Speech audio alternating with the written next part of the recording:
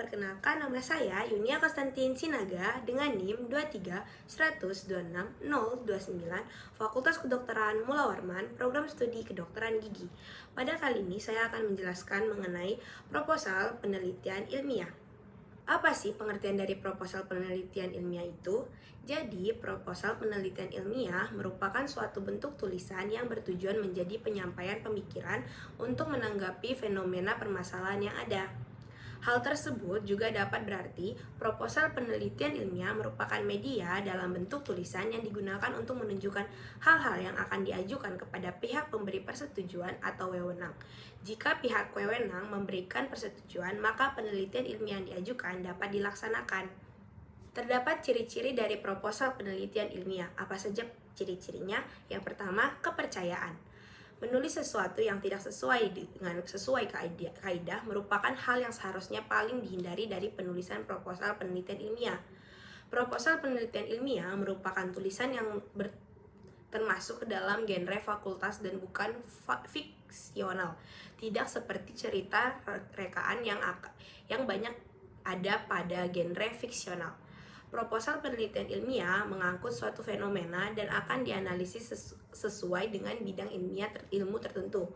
Hasil akhir yang diharapkan adalah hasil penelitian yang dapat dijadikan landasan dan pengetahuan baru bagi pembaca maupun pihak-pihak yang memiliki keterkaitan dengan hasil laporan penelitian ilmiah tersebut. Ciri-ciri yang kedua adalah persuasi. Persuasi merupakan dorongan yang ingin disampaikan dengan memberikan alasan dan prospek baik terhadap suatu hal.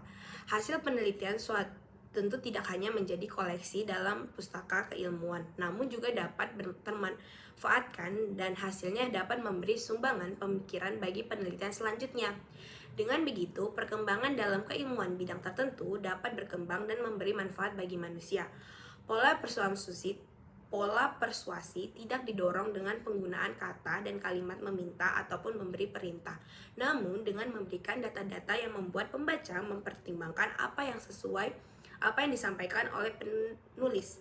Data yang akan disampaikan pada dasarnya menjadi bukti bahwa apa yang disampaikan memiliki taraf kebenaran dan kemanfaatan yang tinggi. Pembuktian.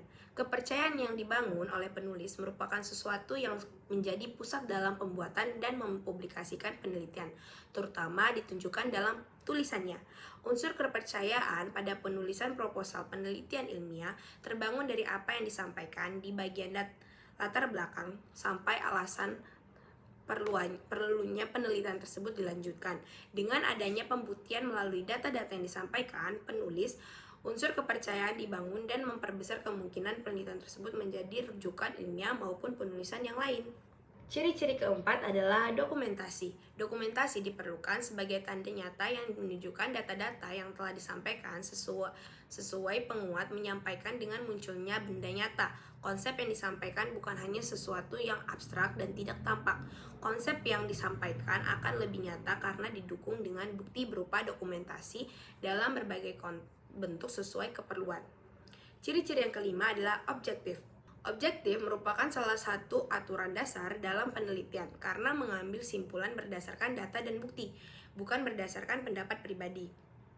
Simpulannya merupakan hasil akhir atau dapat dikatakan juga hasil penelitian jika konteksnya adalah penelitian ilmiah. Ciri-ciri yang keenam yaitu adalah relatif. Unsur relatif berkaitan dengan perubahan yang muncul sesuai konteks masing-masing. Penelitian yang dilaksanakan pada lingkup akademi bisa memunculkan kemungkinan yang sangat banyak. Hal tersebut disebabkan beberapa bidang keilmuan yang memiliki sifat berbeda dan berimbas pada penelitian yang dilakukan. Kemudian ciri-ciri yang ketujuh yaitu seimbang, berkaitan dengan interpretasi yang dapat berbeda antar bidang keilmuan baik sosial maupun ilmiah. Maka diperlukan penjelasan ataupun penyampaian wacana yang dilakukan. Cara tersebut digunakan untuk mengupayakan penjelasan lebih lanjut bagi pembaca bahwa ada beberapa cara dalam menanggapi suatu fenomena yang multitafsir. Kemudian, bagaimana sih sistematika dari proposal penelitian itu? Nah, jadi sistematika ini merupakan suatu hal yang penting dan perlu menjadi perhatian para penulis proposal penelitian ilmiah agar dapat menjadikan landasan dan patokan dalam membuat proposal penelitian ilmiah. Nah, sistematikanya meliputi yang pertama, pendahuluan. Bagian pendahuluan merupakan bukaan dan pengantar arah penelitian dengan menunjukkan hal-hal yang menjadi landasan dasar penulisan atau penelitian.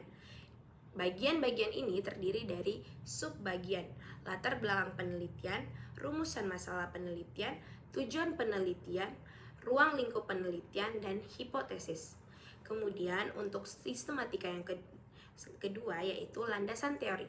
Landasan teori bertujuan menyampaikan landasan teoritis yang akan digunakan sebagai dasar dan upaya pemecahan masalah yang diteliti menggunakan sintesis teori yang telah disusun sebelumnya. Kemudian sistematika yang ketiga yaitu metodologi penelitian. Tahapan metodologi penelitian berisi waktu dan lokasi penelitian. Yang kedua, sumber data penelitian. Yang ketiga, alur penelitian. Jadi, itulah yang dinamakan dengan proposal penelitian ilmiah. Terima kasih yang sudah menonton. Bye-bye. Sampai jumpa lagi.